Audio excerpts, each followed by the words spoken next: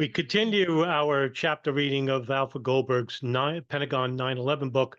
This is from chapter 5, National Command Center. Word of the attacks on the World Trade Center reached President Bush in Sarasota, Florida. He was visiting an elementary school. At approximately 9:30 a.m. in the school's crowded media center, he spoke briefly to educators, parents, and reporters about the New York attacks, asked for a moment of silence for the victims, then immediately departed for Air Force One to return to Washington. En route to the airport, he learned that an airplane had struck the Pentagon. The presidential aircraft was airborne at 9:55 a.m. The pilot, after conferring with the lead Secret Service agents on board, flew the plane as high as fast as possible for better security. By telephone, Vice President Richard Cheney advised the president to delay his return to Washington, repeating advice already given by the Secret Service. At approximately 10:10 a.m., Air Force One changed direction and headed west, eventually landing in Barksville Air Force Base near Shreveport, Louisiana. And just to stop here, I just want to add some thoughts about why Cheney didn't want Bush back. Now, if we, put aside conspiracy theories, this is basically the fragmentation of government on purpose, so that if Bush went back to the Pentagon, which he was going to, he was going to go back to the Pentagon. Who's to say that Rumsfeld, Cheney, and Bush, get hit by an airplane, they're all dead, right? So many years prior to this, there was a operation that was run covertly through members of the government, in which different units of government would operate in different areas, and this is called I just had it in my head. I forgot. It's where different areas of government would operate each other, and Cheney was part of this. Operation that I tend to forget. Damn it. So please excuse me. It happens. I tend to forget. I think it was called Command something like that. All right. Anyway, but that's what they were running in the early 1990s under the and early 80s under the Reagan administration. And it was Rumsfeld, it was Powell, it was Cheney, and all these people would have jobs under the Bush administration, actually. So what they did was Cheney would be in one area of the country, Rumsfeld would be another area of the country, but it's called continuity of government. Thank you, continuity of government. All right, so so that the government could operate functionally, and this is what's happened here on September 11, 2001. Now, if we add conspiracy theory, right? Maybe he didn't want Bush back because Bush is part of the military chain of command, right? Cheney is not part of the military chain of command. He can't give orders of a stand down or a shoot down authority without the authorization of President Bush. Now, President Bush is indisposed. The second in command to order a shoot down is the Secretary of Defense, Donald Rumsfeld. Whereas Donald Rumsfeld on September 11, 2001, he's outside the Pentagon. He's not at the POC, the Presidential Emergency Operations Center. That's where Cheney is. Bush isn't there. He's up in Air Force One. Rumsfeld's outside the Pentagon. Who's making decisions? Well, Cheney and NORAD, because third in command, if Rumsfeld's indisposed, NORAD can use their own discretion about whether to shoot down or to stand down. Now, we don't have anybody on record saying there was a stand down a stand down order. It's a falsely attributed to Norman Mineta, the Secretary of Transportation, that he ordered to stand down of 77. He heard a stand down of Flight 77. No, that was the airplane for Flight 93, actually, where the aide comes in and tells Cheney, "Sir, the plane is 50 miles out. Sir, the plane is 40 miles out." That wasn't 77. It was 93. When the aircraft refueled, the president recorded a short broadcast message pledging that the United States will hunt down and punish those responsible for these cowardly acts, stating that he was in contact with the Vice President, Secretary of Defense, other members of the cabinet, and national security advisors. Now, when he was on Air Force One, one of the complaints was that he couldn't get a consistent line going, that the phone would keep cutting off. And that's because they were so high in the air, right? Higher than airplanes. They were just really that high. He assured the nation that we have taken necessary security precautions to continue the functions of your government. The vice president and the Secret Service again advised the president against returning to the nation's capital because of the confused and uncertain conditions there. By the time Cheney and other officials in Washington believed that a threat existed against Air Force One, known by its codename Angel, concern later proven to be unfounded. Continuing to heed their advice, the president flew from Barksdale to Offutt Air Force Base in Omaha, Nebraska, the highly secure headquarters of the U.S. Strategic Command. There, he assured safety. The president used elaborate command and control communication systems and facilities. At about 3:15 p.m., during the president's video teleconference with key administration officials, Director of Central Intelligence George Tenet reported that evidence pointed to the Al Qaeda organization about the mastermind behind the attacks. Now, I don't know where Tenet could get that information from, because if he's saying it was from bin Laden, well, bin Laden he didn't come up with the idea of the planes operation. That idea came from Khalid Sheikh Mohammed, who pitched it to Osama bin Laden, and the media ran with it because they said, oh, it was bin Laden.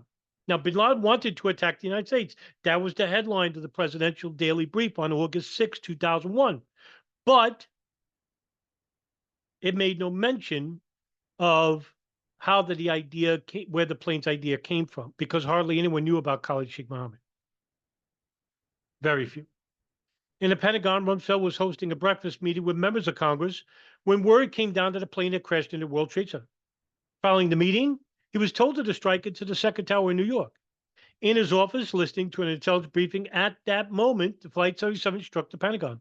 Rumsfeld recalled, the plane hit the building, and the building shook, and the tables jumped.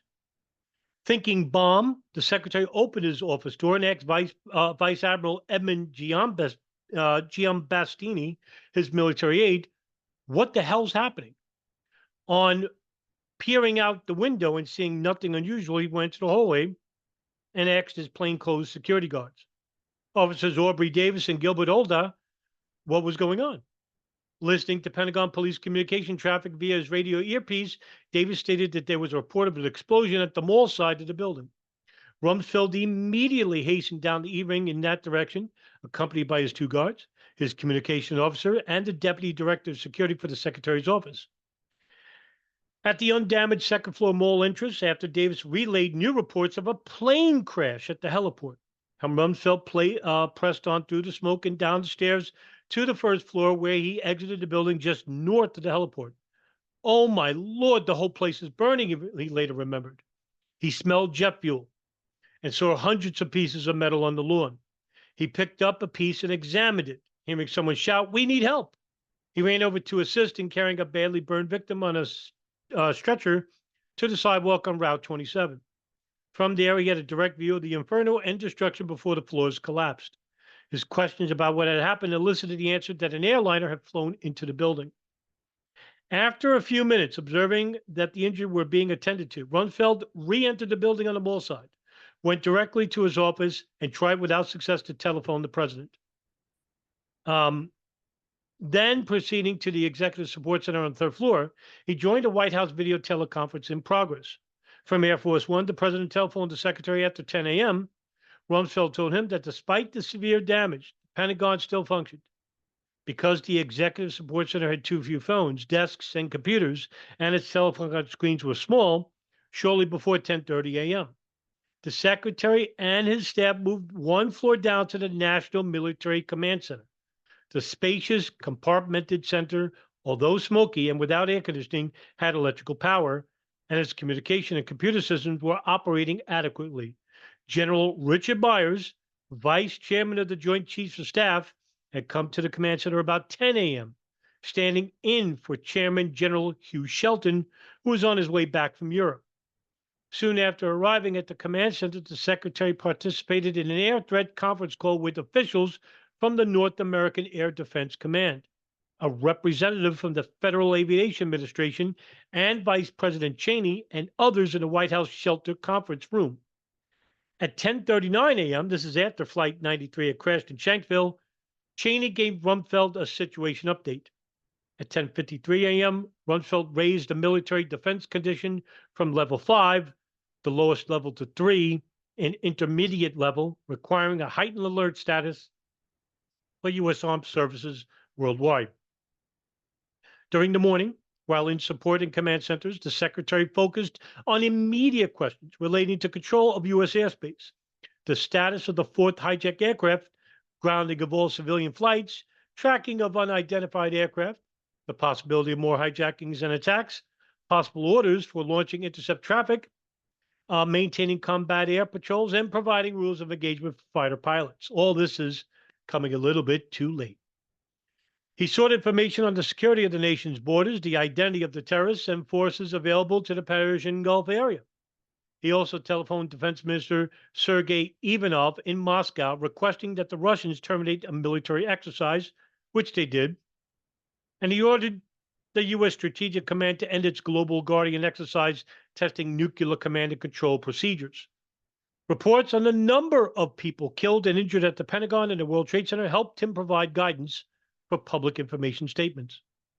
Despite acrid smoke seeping into the NMCC, the possibility of a second air attack against the Pentagon, and the White House request to begin implementation of continuity of operations measures, Rumsfeld ignored repeated suggestions that he leave the building. Instead, he directed Deputy Secretary of Defense Paul Wolfowitz to relocate to the alternate headquarters outside Washington, established at the height of the Cold War. Within minutes, a helicopter landed on the parade ground on the riverside of the Pentagon and carried off a reluctant Wolfowitz and a few others. Chief Ed Plower of the Arlington County Fire Department suggested that the NMCC be evacuated, but chose not to press the issue with Rumsfeld, who was determined to stay, largely because the communications network enabled him to keep in touch with key government officials and military commanders. Plower worried that carbon monoxide, odorless and colorless, would possibly reach the NMCC and render its documents irrational before it killed them.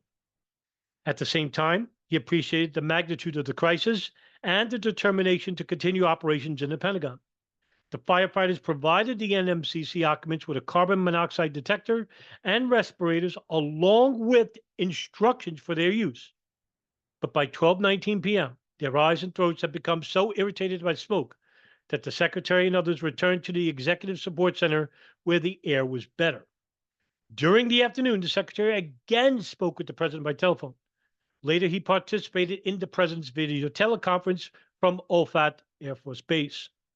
Besides tracking aircraft, at noon there were still dozens of planes in U.S. airspace, and some airliners inbound from other countries. One later sent a false signal indicating a hijacking. Defense officials remained vigilant against coordinated cyberspace attacks on the nation's computer and communication systems. Information flowed to the Secretary from Defense Department components, the FBI, the FAA, and other sources. Calling from the alternate command post, Paul Wolfowitz reported that the computer and communication systems there functioned poorly or not at all. He could, however, participate in video teleconference calls. And that's the end of this chapter. And thank you very much for tuning in and putting up with me and taking an interest. And have a good weekend, everybody. See you in the next video.